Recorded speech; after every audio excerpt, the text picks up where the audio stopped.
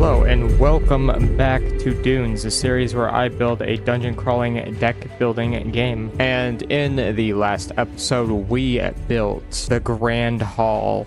And if you watched that last episode to the very end, if you didn't, then what are you doing? The video is 5 minutes long. But at the end of the episode, I took off the cloak and put on my Dungeon Master armor. But another thing that I said at the end of the last episode was we were going to be doing some redstone today in these few missing spots around. And I still plan on doing that. Now, to make these redstone areas, I'm going to need a redstone testing world. And here we are, the redstone testing world. Now, a few things I want to get into before I start doing redstone. The first thing up is my redstone block will be resin because it is a very bright and vibrant color. In survival, it takes quite a bit to mine, or at least the bricks do, and it's very easily farmable in survival. Why is this important, you may ask? Well, just in case I ever want to build this game in survival, especially if I want to make it like on a server or something like that. I don't know why I ever would, but just in case, it's an option. And another thing is I want to go over all of my redstone contraptions in depth.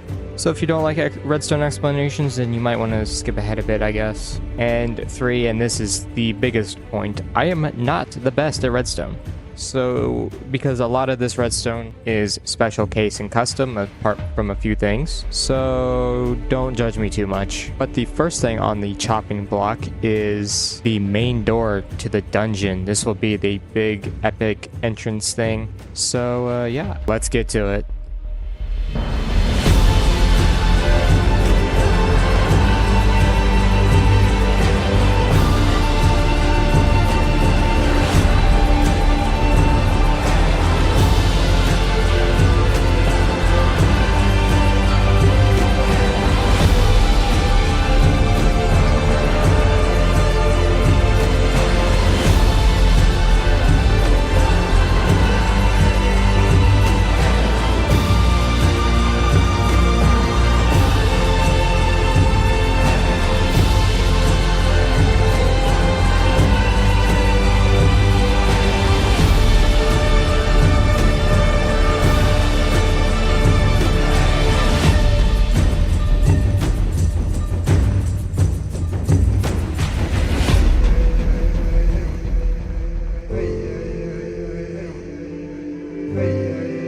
And here it is. Now, like I said, I will be going over this redstone. So, starting over here, this will be where the key goes in. You'll just drop it and the hopper will pick it up. It goes into this barrel. And as it's doing that, it's sending this item over to there. And then I haven't set this up actually yet, but this hopper will lock, keeping the item in there so that you can't continue to throw keys in and spam this. Because with this empty, it will turn this off, which will turn this on, and push this composter to lock this hopper. But while the item in here is here, it'll push this piston up, it'll tick this once. And this is a timer that'll keep this redstone line on along with this and this. It'll basically keep most of this redstone dust on to lock these hoppers. This will be important for later because while that is happening, another signal goes here and it goes to the sound that the door makes. I'll be important that later. And then what it does is this is another timer and it just gives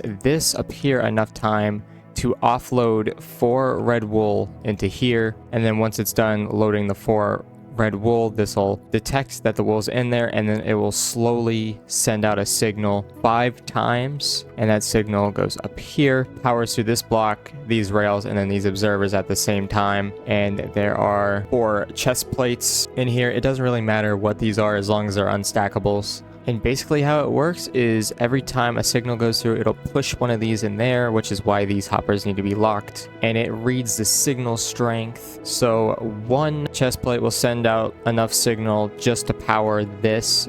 So it'll power through the piston and push another chest plate into here, which will then power this line and turn off this torch. Now, obviously, the more chest plates it does, the more the signal will go through until it gets to the end, which is where the timer is to actually send the slime block up and open the door. This is the timer to keep the door open. And this little button over here actually opens the door from the inside, because it'd be embarrassing to get stuck. And then you can see the timer is running down, and then this should close. There it goes. And then once the door opens, this timer will stop, the redstone will turn off, and then everything will synchronize and go right back to where it needs to go.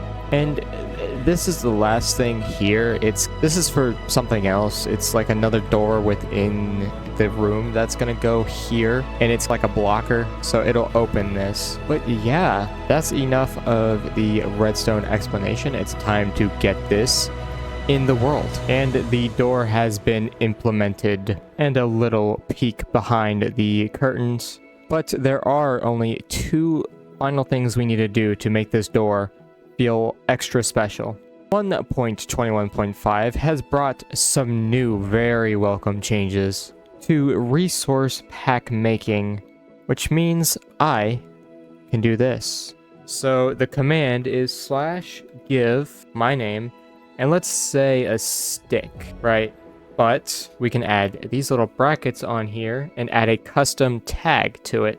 Item_model equals, and then the directory of the model in the resource pack. So that would be DUNES : stand_shard. And then boom, a custom model on an already existing item without replacing it. So this will be the key to get into the dungeon itself. But the second thing that we have to do now is the audio for the door. So I'm just going to grab my own skull here and do /audio player fly, and then the sound ID, and then boom. And I'm going to place that right here. And now that that's all finally done, You really thought I was about to open the door right now? Well, I'm going to save that to the end of the video because I still have a lot more redstone work to do.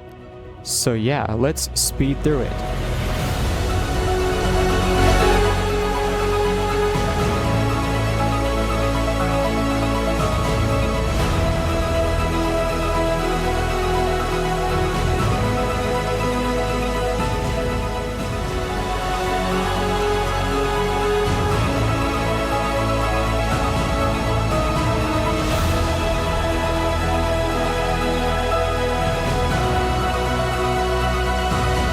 Alright, I only have 30 seconds to explain all of these, so let's go.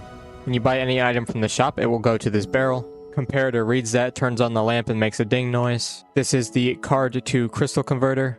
For this example, we will do redstone and a stick, and then we get the redstone. Any card will go into these chests. Once it detects that you've put a card in here, it sends a signal, dings the dinger, and at the same time, this line dispenses the crystals up. This is the game progress bar. This is an LED design that I found from Crafty Masterman, and there's a whole bunch of observers that are going everywhere. It's hard to explain in 30 seconds, but the machine is triggered by these observers, and this is what it looks like when it's working. And that is it for the explanation. Let's get these in the world. Alright, and as you can see, everything is in place. The game progress bar, the shop barrel, and the R2 crystal converter. Now, the only thing that I couldn't get to in this episode was the shop, and that'll probably be its own episode, I'm not gonna lie, because that's a lot of complex redstone. But yeah, that'll do it for this episode, and of course, I promised to open the door at the very end, but before I do, I must say, join me next week because I will be building the room that's on the other side of this door, which should be fun. So without further ado, time to show off this epic door and end the video. So I'll see y'all next time. Bye.